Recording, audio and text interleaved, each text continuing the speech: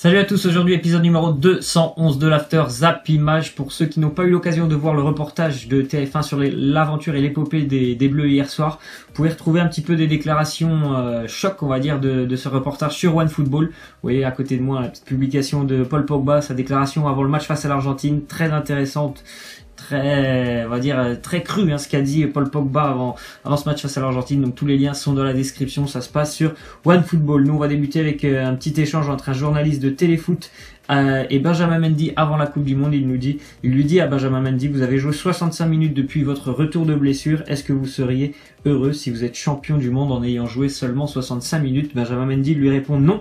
Et puis après on voit la petite image quand même de Mendy avec le trophée de la Coupe du Monde, la médaille, le drapeau français avec cette pluie, et cette image elle est quand même assez mythique. Il a quand même pas l'air si triste que ça, Benjamin Mendy, d'avoir si peu joué et d'être quand même champion du monde. C'était compliqué pour lui.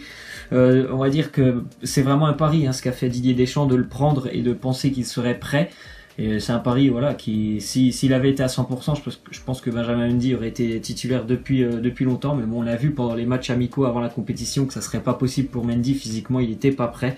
Donc c'était pas possible pour lui de s'exprimer pleinement pendant cette Coupe du Monde, mais c'est pas grave. Je pense que lui il est très heureux quand même d'avoir vécu de super moments avec tout ce groupe et bien sûr en étant champion du monde. Ensuite, déclaration de Didier Deschamps, il nous dit: vous emprunterez tous des chemins différents dans vos vies, mais vous serez liés à jamais par ce trophée, et vous savez pourquoi. Champion du monde, bien sûr, il y en a qui vont certainement dans les prochaines années arrêter la sélection. Je pense notamment par exemple à Olivier Giroud, parce que ce groupe il est relativement jeune, mais il y a quand même quelques joueurs qui, on va dire, ils sont quand même plus proches de la fin de leur carrière que du début. Donc certainement qu'il y a des chemins qui vont se séparer entre ces joueurs, mais comme il l'a dit Deschamps, ils seront toujours liés par ce trophée et cette aventure humaine exceptionnelle qu'ils ont vécue en Russie. Ensuite, déclaration de Kylian Mbappé, il nous dit: tous les 6 mois, tous les ans, ça augmente de palier, ma vie change à chaque fois, c'est un nouveau palier de ma vie et ça va changer encore.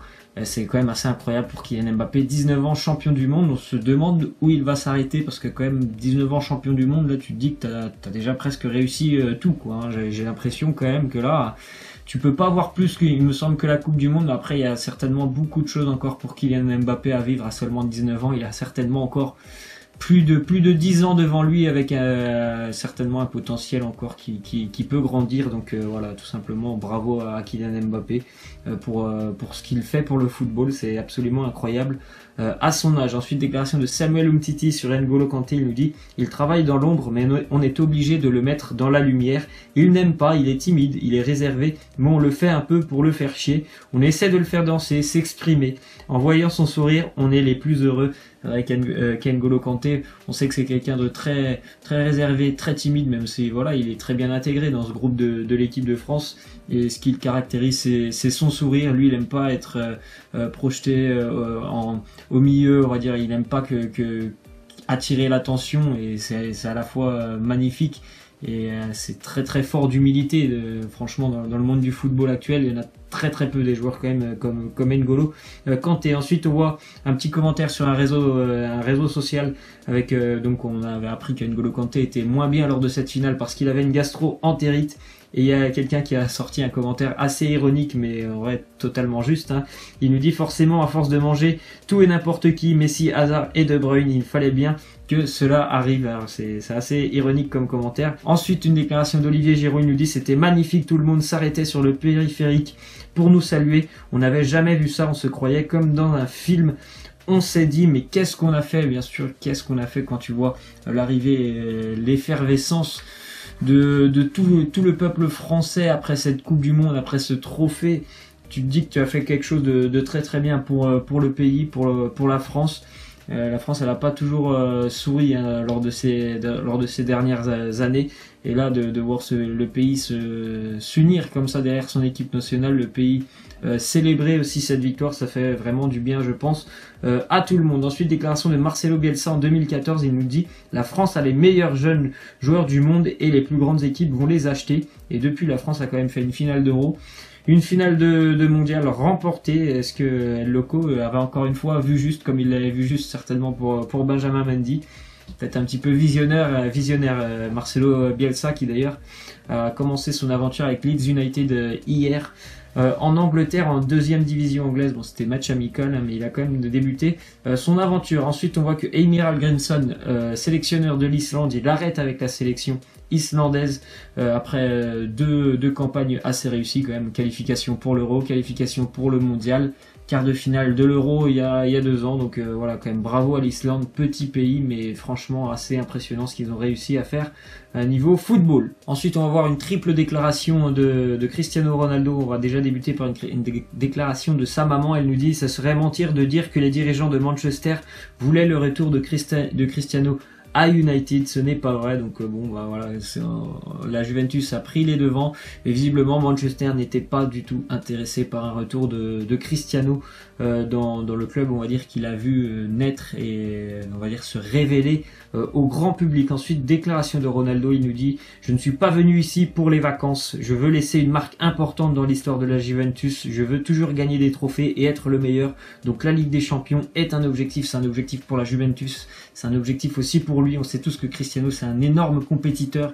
Et s'il est venu à Turin, c'est qu'il a envie, il a certainement de très grandes ambitions pour les prochaines années. Et comme il l'a dit, il a envie de remporter des trophées. Donc voilà, on voit tout de suite qu'il a envie de tout rafler avec la Juventus. Bien évidemment, la Serie A, de continuer, hein, voilà, l'hégémonie de la Juventus sur le championnat italien. Et bien sûr, je pense qu'il a vraiment envie de ramener la Ligue des Champions du côté de Turin. Encore une fois, nouvelle déclaration de Ronaldo. Il nous dit: rien n'a jamais été facile dans ma carrière. J'aime sortir de ma zone de confort. J'ai confiance en moi, en mes coéquipiers et au club. Je pense vraiment que c'est un bon choix pour lui. Je pense qu'il va vraiment cartonner en Italie, Cristiano Ronaldo. Et comme il le dit, c'est quelqu'un, voilà, il se nourrit des compétitions pour toujours essayer d'être le meilleur. Il a beau avoir 33 ans, on sait qu'il va être encore incroyable cette année, j'en ai vraiment aucun doute. Ensuite, on voit que Liverpool a transmis une offre de 70 millions d'euros, bonus compris, à la Roma pour le gardien Alisson Becker. La Roma n'en demande que 5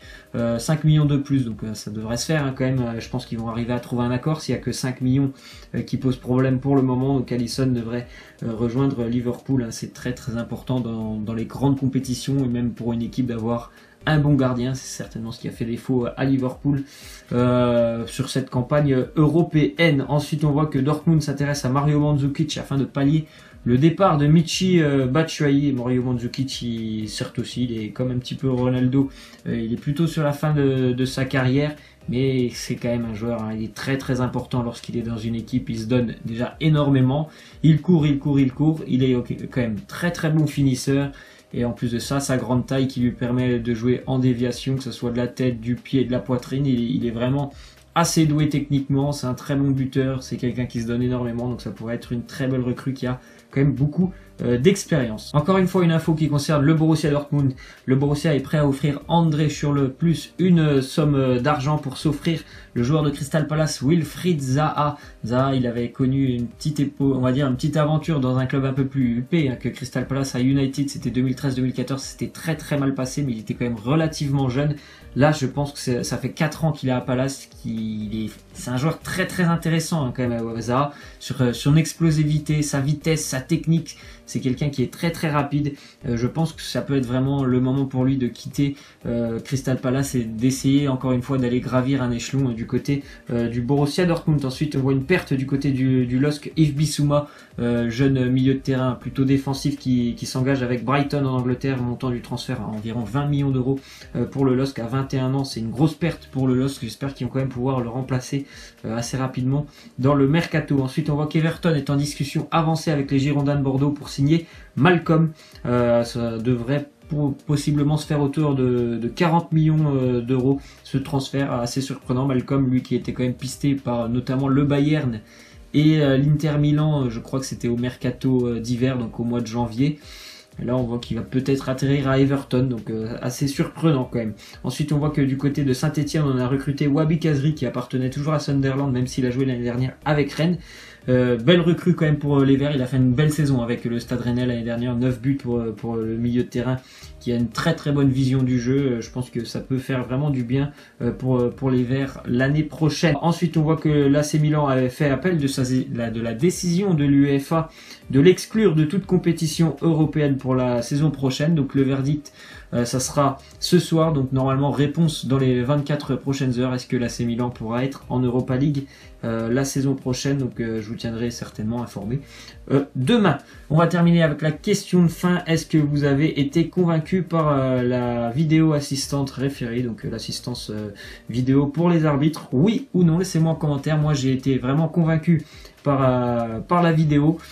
J'ai pas été on va dire surpris désagréablement, parce qu'on pouvait penser que ça aurait pris beaucoup de temps d'aller voir la vidéo, tout ça. Non, franchement j'étais plutôt satisfait de la vidéo, et s'il y a des pénaltys ou des choses comme ça qui n'ont pas été sifflées, c'est en général, je pense pas que ça soit à cause de la vidéo, c'est plutôt parce que les arbitres, notamment ceux qui étaient dans le quart vidéo, voilà, ils n'ont pas la même perception des choses. Chacun est un petit peu libre, on va dire, de sa pensée lorsqu'il voit une faute. Moi, je peux voir une faute, par exemple, mon collègue, il peut se dire non, moi je l'interprète pas comme ça, il n'y a pas faute. Donc voilà, personnellement sur la vidéo en elle-même, moi j'étais assez quand même convaincu. Laissez-moi en commentaire ce que vous en pensez. Voilà, c'est la fin de cet After Zap Image. J'espère que ça vous aura plu.